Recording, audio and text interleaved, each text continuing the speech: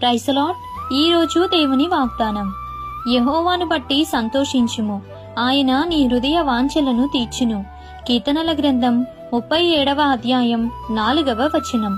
దేవుని సన్నిధిలో సంపూర్ణ సంతోషము కలదు.